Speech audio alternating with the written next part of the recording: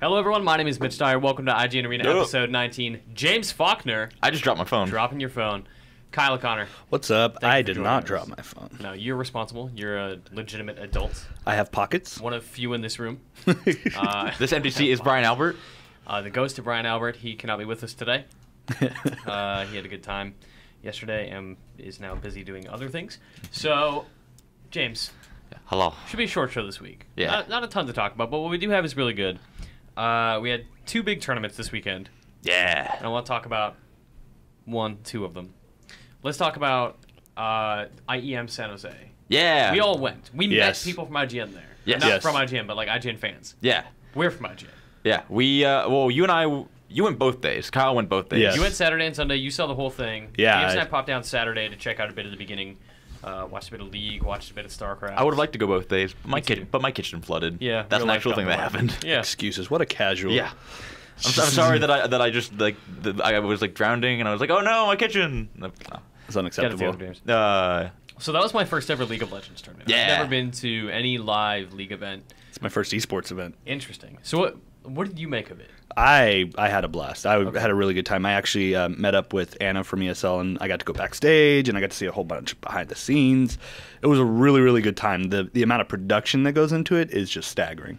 Apparently, they got there like Friday in the morning, real early in the morning, and had it all set up by end of day. Yeah, because there was like a Sharks game, I think the night before. Oh, really? I saw a bunch so of they people. had to take out the ice. And they Yeah. had to, Yeah. Well, I think at that point, I think they just cover it up. You take out the ice every time. You really? Yeah.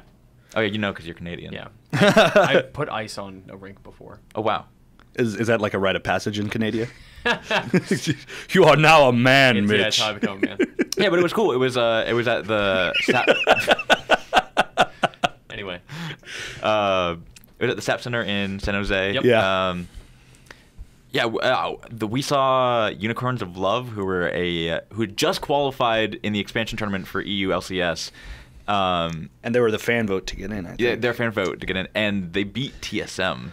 So yeah, that was the big thing. Like, I don't know these teams. Like, Yeah. I didn't know that they narrowly made it in. I didn't know that Team Solo Mid was like the hometown hero, the team that everybody loves. And like that series was awesome. Yeah. That was the first time I've ever watched a Pro League series and like really paid attention to what was happening. And it was like they were next level. That they were doing stuff in the same way like when I watched TI4, they were doing stuff that I didn't know you could do. People were comparing them to Moscow 5. I don't know if you guys. That's an older team. Yeah, like a season 1 team who were just pulled stuff from nowhere. Like the first game that we saw from them had a jungle TF. That's actually what I think threw Bjergsen off in mid lane, Yeah. because he thought he was going against TF, and he was playing Xerath, I Yeah. believe, and it was just, oh my god, that was amazing. Yeah, like the first kill of the game was level 2. was a level 2 gank where he came out of one of the bushes in mid lane and flash yellow card, and he was like, oh, and you're dead. Yeah. Because like Xerath is like super immobile, like he's like a siege champion, and Bjergsen got like no Big fat robot. Yeah. Oh no, he's energy. Like an energy being. He's like, kinda, "Oh." yeah, he's and Sure. it was so good, and their whole rotations through the jungle were really good. That flash TF in the beginning with the stun was just completely put it off on tilt. It was such an entertaining game to see. Yeah, I didn't really understand Twisted Fate as a character, and when James explained it, I'm like, this doesn't make sense. Why would you ever put him in a jungle? This is the dumbest. Yeah, but it works. He was abusing the a lot of the jungle mobs have a 10 limit soft reset. Yep. So he'd engage them and then go and soft reset where their health wouldn't regenerate, and then get them again. So he never really took damage. It was just super awesome to watch. It's kind of in Dota. It's kind of like pulling where you can't really stack camps, but you can have them go out to a certain point, and then they'll start walking back, and if you attack them again, they'll start coming back towards you. So you basically just juggle the animation so you don't take damage. Is what it is. And after 10 of them, it will hard reset and they will start regaining health. So you have to kill them before That's nice that there's a system in place for that. Yeah. Yeah, it was really good. It was really interesting to watch. I just liked it because they were, I don't know, they're doing new stuff. They were like trying new metas. Yep. They made it really entertaining. They played Hecarim top and in the grand final, I think it was. And Lux mid. Lux mid, yeah. Well, which isn't that weird, but Lux you don't mid see is it actually pretty good right now. Yeah, but you don't see it in tournament very often. Yeah. And I like that they played on the new patch, the 4.20 patch. And my expectations weren't very high with that, but it was good to see that they Like really took advantage of the whole new jungle system. It made it really entertaining to watch. Yep. All the objective, like it became like hugely based on objectives. That was just awesome. Yeah, we'll get to something like there's 4.21 patch notes coming up.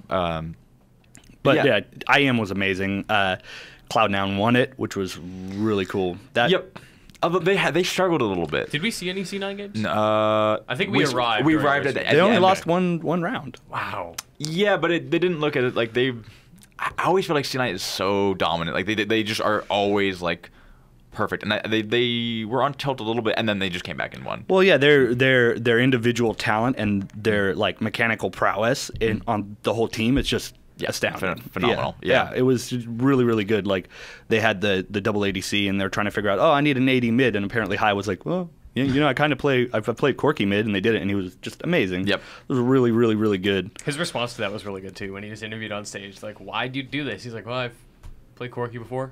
I like him. yeah. Just like, all right, dude. Oh, that's really cool. Good thoughts. Other cool stuff. The ARAM, they did the celebrity ARAM with Hotshot and Reggie and St. Vicious. St. Vicious, a bunch of different people, and they had 6 casters. Oh my god! It was really That's entertaining. 4 too many casters. Well, and that's the whole. It was basically it's a joke match. So like they were all laughing about it because $10,000 joke match. Yeah, $10,000 joke match. Jesus. But it was great because basically they were like, oh, let's do it Korean style, which is basically you yell out ability names as they're doing it. So in ARAM, it's just everyone's throwing out down their abilities at once, and then it was fun to watch. I recommend going back to watch that match. Yeah, it was just a good time. Like, just the whole event was really good. I really liked everything that was going on. Yeah. Like, actually at the live event, everything that was going down on the floor was really cool. Yeah, the presentation was really cool. There was just a lot to see and do. Like, aside from the tournament, there were like stations set up. You could go like play League if you'd never done that before. There were other game stations from sponsors, and just the aesthetics of it was really nice. Like the production value was really high. It was a really impressive event. ESL nailed it. Yeah, I thoroughly really enjoyed it, and especially I got to go backstage. And I got to meet, like, I met, like, the owner of Cloud9. I saw Reckless, and he came over and talked to us.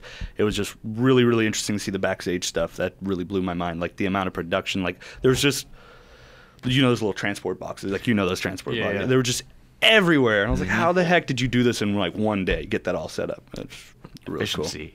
Production efficiency. More efficiency than you and I will ever know. cool. Yeah, seriously. You watched a little bit of StarCraft as well? I went and looked in it, but I was way too invested. See, I liked their setup. Like, StarCraft stuff is always just, like, very similar to League stuff, right? Like, one player on the one side, one player on the other, red, blue lighting. It's all very nice. But, like, again, we watched this, and I was so bored. Yes. So bored of StarCraft 2 multiplayer. Well, it's all the same stuff. Like, I feel like the meta on that hasn't ever changed for me. When we watched, the game we watched was a early game. It was, what, like 10 minutes? It was a Maybe. little over 10 minutes, yeah. Probably like 15, maybe 20 max. But this game was like super early, and this guy got rolled in the very beginning. And it wasn't even interesting to watch him lose so badly early. Yeah. And I feel like I think the parts that we are missing are like the very specific like micro stuff. Oh yeah, like the fact that he messed up a micro and that cost him a ton of drones. Yeah, like that's interesting. But like watching it and just being like, oh, 2 fire bats came in and started messing stuff up, and then they left, and then they came back in, and then they left. Like, it's just not super interesting to watch that kind of game. And I don't debate that StarCraft is interesting and that StarCraft has really excellent, esports quality. It's just really not for me. I tend to like the old style of like Terran Siege, where like you both have a bunch of siege tanks, and it was like small, like you had basically lines of siege tanks, and then you just had like hit and run around that. So it was basically you had like front lines, like some. I get annoyed at early game StarCraft because it's just like, well, I just got you out, and then I'm going to push into your base. And that's not everything. That's a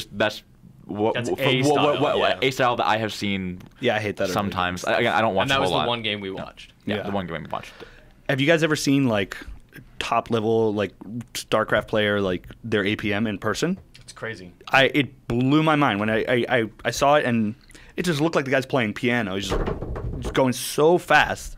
I can't even think that fast, and guys playing a game. Like, it blows my mind. I can't type English sentences as quickly as those dudes can, like, open the forge, upgrade the zealot armor. Yeah. Like, okay, that takes me half an hour. To micromanage their armies. Yeah. I'm just gonna blow your mind. We're all never gonna be esports players because we're What? too old. Yeah, it's true. Yeah. We're- 26, and that's just like, No, it's too late now. I mean, they're actually Dota players tend to be a little bit older. Well, Yeah. I read on Reddit there's a surprising study that you don't. It's not your ability to perform that suffers when you get older. It's the obligations you get that come with getting older. Yeah. Screws That's you. you. I mean, you don't want to travel the world and play Dota full time when you're like, man, I would kind of like to meet somebody and have a family. And Yeah, raise a exactly. child." Yeah, that was the study. I don't know. I didn't look too deep in it. I don't know how accurate it is, but that's what their verdict was. It's not that like you can't perform at that Yeah, level. sure. Yeah. Yeah, and well, again, we'll also see in the next 20 years whether that it becomes a super commercially viable business where someone can be a pro player for a very long time. And there are people like that, like who've been doing it for like over 10 years. But it's very rare. It's very, very rare. I think lots of people that aren't into esports in the office are getting tired of me talking about it, but I'm really excited about the state of esports in North America. Like, what's it called? Twitch just bought. We're getting there. We're getting there. Oh, I'm sorry. We're I'm getting sorry. there. But like, that's just exciting. This is happening in North America. It's been big Yeah. in the Eastern countries and in like European countries, but now it's coming here, and that's awesome. You want to talk about GG? Should we just do that? Yeah, before we can get talk to about the summit? GG. All right, so news came out yesterday. I need to mark my timer, be responsible for our video people. News came out yesterday. Good Game Agency was purchased by Twitch. So now Amazon owns Evil Geniuses and Alliance. That's What? huge. I That's never so saw this good. coming. I never Yep. would have predicted this. It's never only- would it's have on- seen them getting involved. It's only going to keep happening. Like, obviously, Twitch buying esports teams is bigger news, but like Pornhub sponsors a team. Yeah. Like, Yeah. there's so many big brands that are starting to like back teams in esports that it's just going to the more money that pours into the industry, the better, in my opinion. Yeah. But it's just going to keep happening. I want to see what the next to one is. give this for context for people who don't know what GG is, it's like, think ESPN buying, not a team, but they're basically buying a talent agency is what Yeah. they're buying that happens to manage all of EG's players. I think for pretty much every single esport, including like FGC and stuff like that, and Alliance. And then there's a bunch of stuff under that, more like technical, like behind the scenes stuff for like Sure. content production and this like brand management, basically for like pairing, like, oh, we're gonna pair you up with Pizza Hut or something. Great. Good example. Yeah. Yeah, I mean, Now I want pizza. me too, man. By and large, like the impression we got from Twitch and GG, speaking to those guys yesterday, was like not a whole lot changes. Like No. production value on their events might improve, but by and large, it's like you're not going to see anything affect the players. Like the staff isn't getting dissolved. Like this is still the same company. It's still the same people. Now they're owned by Twitch. They're going to move into Twitch's office, which is awesome because Twitch has like the best office. Yeah, what are you looking at? Why are you looking at free-to-play mobile? No, I was games looking over there? Why don't you focus on the subject at hand, James? I'm just pulling up the statement. James. Read me a statement. Hit me. You can read the It's- statement or you can read the story on IGN.com. Yeah, just go read the story on IGN. Alex Garland. Garfield. God. Alex Garland wrote The Beach. Yeah. My brain's a little scattered this morning. Mine too. Yeah, he wrote a very, very long post about why he did it. Yeah. And it honestly makes a lot of sense for them. Totally. Like, it's kind of a perfect fit. Yeah, Twitch is not a joke of a company. They are. No. They are becoming increasingly like one of the most fascinating things in video games right now, even though they're not necessarily in the industry proper. Yeah. They're just doing stuff. Like they're Or on the platform. outside looking at video games going like, how can we do stuff with this? And they're doing awesome stuff. I'm a big fan of Twitch. I used to watch it when it was Justin TV. Like, Yeah. I'm a huge fan, and I think it's what they're doing for esports specifically is just awesome. Yeah, I'll be curious to see how this affects, EG, Alliance, Twitch a year from now. Right now, obviously, it's like the deal is so fresh that it's hard to understand much of what's going to come from it. But a year from now, like after TI5 and after we see all these teams go to different events internationally, like what does it look like for them? Are we going to start seeing way more Evil Geniuses and Alliance streams on the front page of Twitch? Like, I hope so. I hope that's the case. yeah, I really like watching that stuff, but it's just I think a lot of it we won't see, honestly. Like, it will be like the small things, but it won't be something like Twitch becomes the EG homepage, you think? Yeah, It's not gonna be that? it's not going to be that. I think it's a lot more of like logistical stuff. Okay. I mean, that's a lot of like their backing's going to be that's honestly bigger. a lot of what that company is. It is very Yeah. important in terms of like their growth. Sure. But it is not a like crazy like in your face like, oh, they're going to be doing this. It's more business as usual, and like they've been doing stuff behind the scenes and doing some good stuff, but you won't particularly see. It's not an upfront thing. Yeah. So it was That's cool. kind of it. I mean, there's not a whole lot to talk about right now, but it's just an interesting turn of events in the esports community. Let's talk to me about the summit too, James. We watched a lot of the summit. Yeah, Summit. So the Summit is for actually old StarCraft fans out there, if you remember Home Story Cup, it's something very similar to that, where it's a very like not down and dirty, but like just it's like they're hanging out in a house. It's a tournament takes place in a house. They invited 8 teams. What game are they playing? I think Dota 2. It's all okay. Dota 2. It's Okay. Dota 2 tournament. Sorry. No, I'm joking.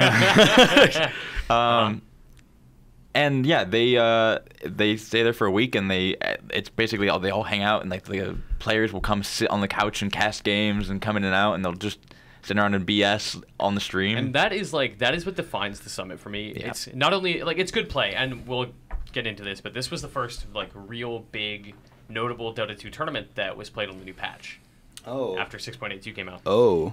But what was more interesting than those matches, which I liked watching a whole lot, is that personality. It's, Fear like lying down on the couch in a Snuggie commentating on a game. That was so I good. mean, like, and it cuts back, and it's just these Dota players who are just like hanging out, having a good time, talking about Dota. Yeah. And you really you just feel that enthusiasm. It's great. That's the reason why I really liked the ARAM casting we were talking about during IEM. Because it felt like super casual and super enthusiastic because it wasn't, like you said, just felt like 6 dudes who were really good at casting just hanging out.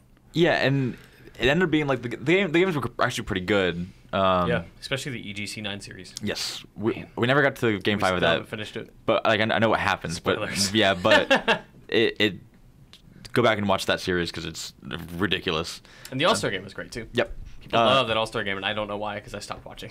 Yeah, it's very much like what we're talking about the ARAM thing, where it's just so casual and like it's even the guy who's running the video board is messing around. Oh, that's funny. I didn't know that. That's great. It's like it's just like they're just doing stuff like to screw with everyone, and it's fun because like it's not serious, and you can hear the like I think it was No Tail who's like in one of the other rooms, like far away from where they're broadcasting, just screaming. But just and at a certain point, if you're a fan of Attack on Titan, they're charging into the Roshan pit, and they're just they play the theme song, and it doesn't make any sense, but it's perfect in every single fashion. You're like, all right, I love this. I like how silly it sounds, and they have such a serious name.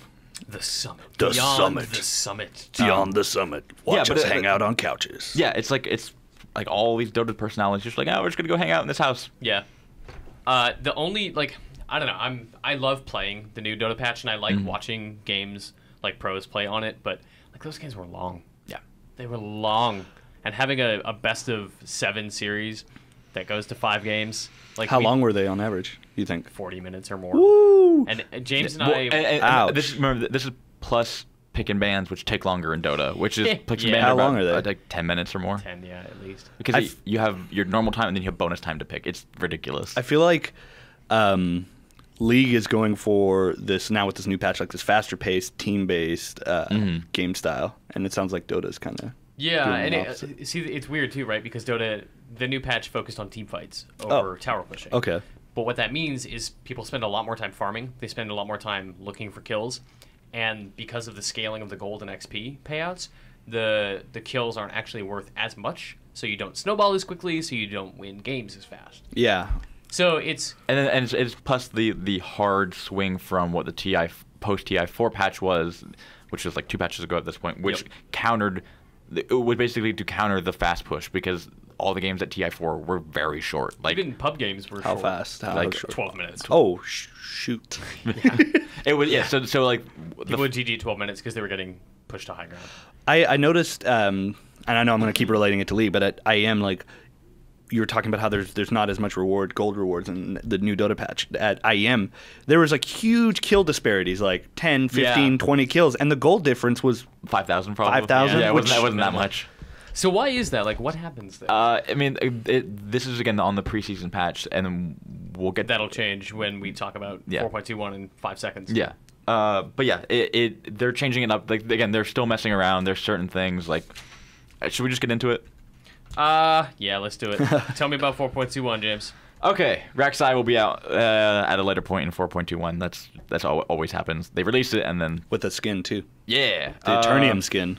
There's a bunch of cool skins actually. That Blood Moon Thresh skin, I'm gonna buy. That looks so good. Yeah, you retweeted me. The moment that comes out, I'm buying it. I love Thresh as a support character. Yeah, Thresh is the best. It's just so good. A bunch of Azir bug fixes. Yay! Yeah, he's no longer broken. I loved watching him get played in a pro tournament though. He was a lot of fun to watch. Yeah, like he got picked and everyone just lost it. It was so good. Yeah. Bjergsen picked him, but he didn't.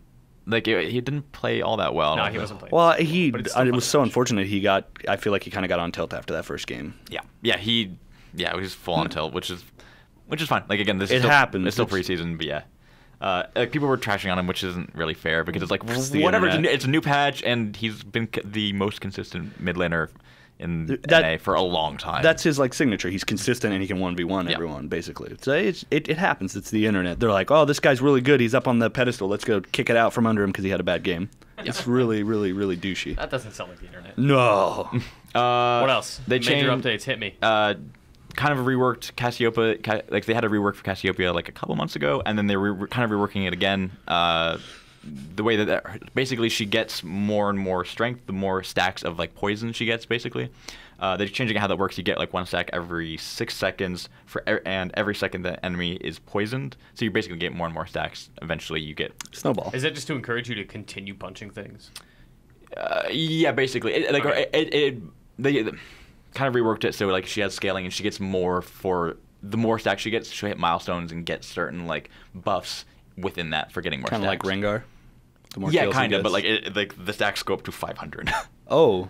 But they changed the way it works so that you will actually get close to that probably. So separate from the details, which we can still go into, but I want to know like, is 4.21 massive enough to be like, and this is what it means? Is there like a theme that tells you anything about it? No, it feels like tweaks. It's still like the preseason tweaks. Okay. They changed Cho'Gath for his ultimate. Again, it's just a lot of small things. Little bug tweaks. Fixes and like kind of like, oh well, this didn't really make sense because like for example, Diana, if you cast Lunar Rush on someone but you were interrupted in the middle of it, you would still go on full cooldown, which is not really fair because like you casted your thing, your damage should go off. Yeah. So they're giving her some like basically some cooldown off of that, from how I understand it. Fiddlesticks no longer has AoE magic resist or his like aura. His aura basically, yeah, reduction. Like his magic reduction. That is now like. Let's see.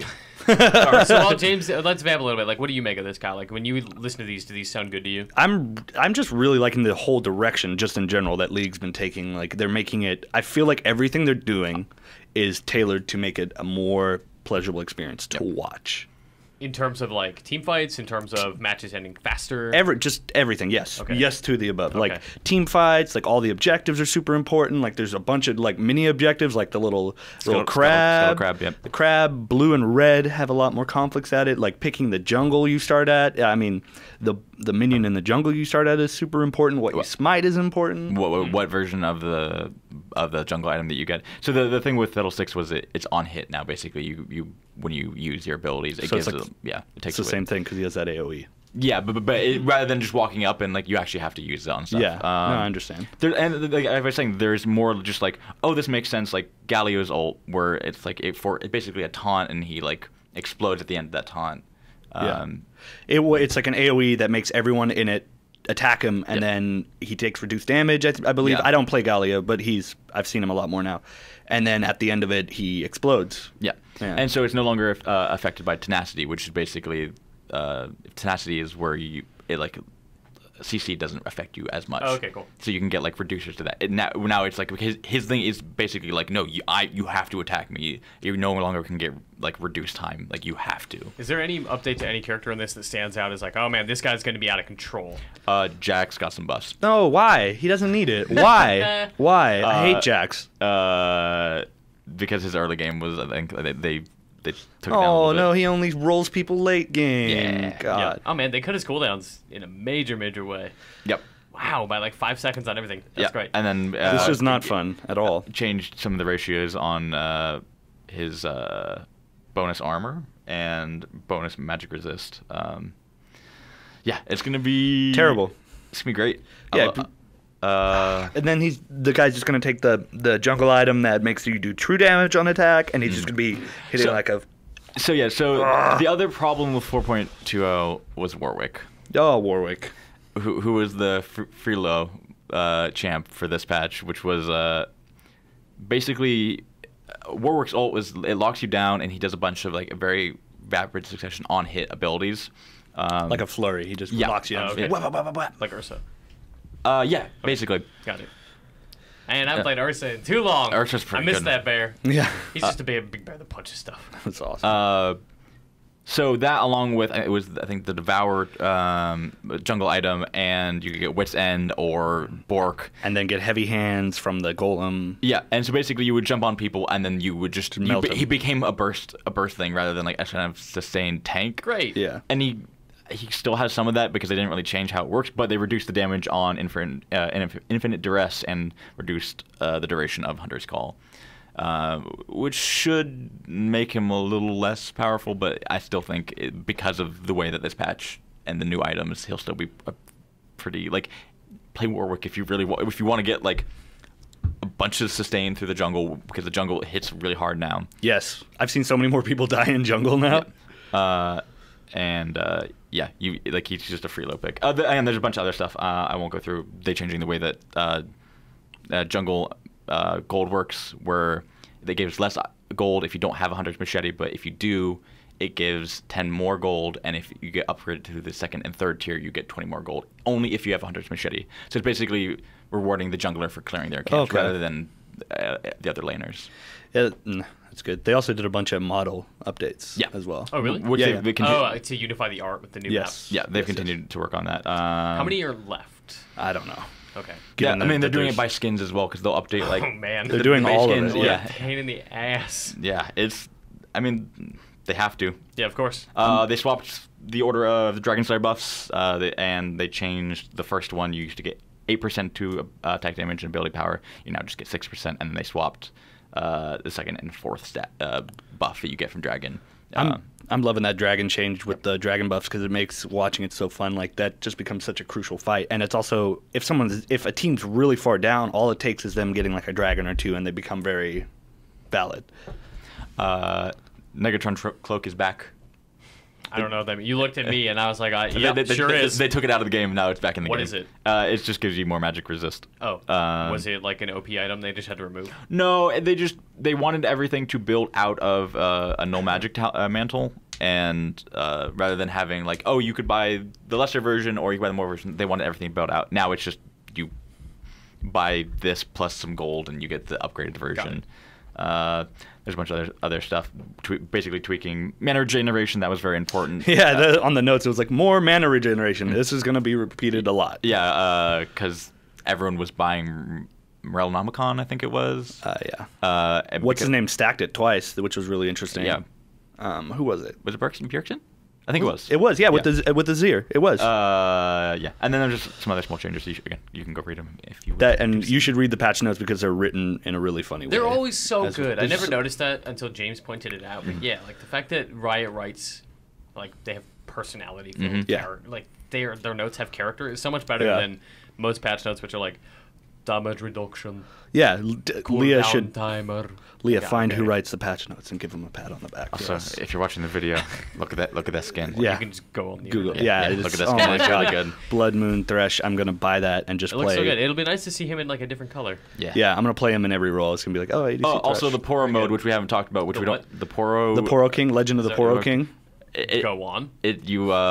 Everyone becomes Lee Sin, because you can throw out a Poro, and then you can do basically resonating strike to people. So you throw out a Poro, and then Yeah. you can basically like fly to them, and then after a while it summons the Poro King, and he goes down the lane, kind of like actually like in Vainglory, where Oh, like the Kraken. yeah, they like the Kraken, and it's adorable, and that I think that it's in this. Okay, can I play that if I'm not level 10, which I'm still not in? I do not know. I need to sort that out. I know, Yeah, Mitch. dude. I know. Yeah.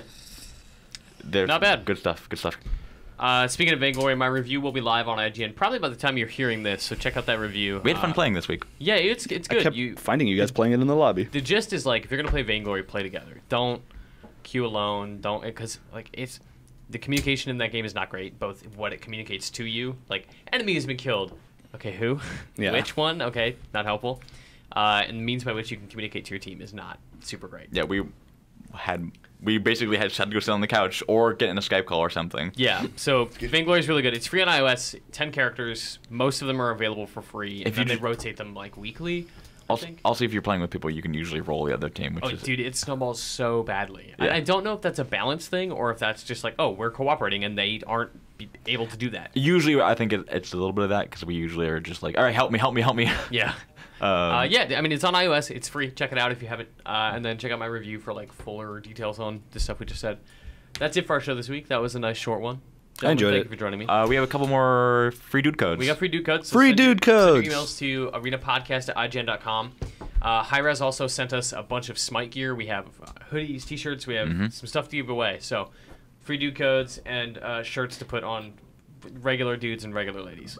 Brian's not here, but he's working on something cool, which we may get to talk about soon. Oh, I forgot about that. That's exciting. It's really, really cool. How cool on a scale of 1 to Samuel like L. an A5. Jackson? Oh, that wasn't the scale I was going to use. But I'd give it an editor's choice at IGN.com. Yeah. Yeah, it's pretty cool. We can't talk about it quite yet. No, but maybe before the break. I'm not sure. Yes. We'll find out. But there's some good news, some cool stuff happening very soon. And you can keep up with all of that with all of us on Twitter. James is at James_Faulkner. Correct. Yes. I'm at Mitchie. Kyle is Kyle. Brian Yay. Albert, who's not here, is at Albino Albert. You can follow Leo Jackson still on Twitter, at Leo B. Jackson. Is she at Leo B. Jackson? I don't know anybody's Twitter handle. I believe that's her, I yeah. have no idea. I just hit at and then write their name, and Twitter takes care of it for me now. Just like autocorrect has ruined my spelling. Yeah. Autocorrect now capitalizes everything I write.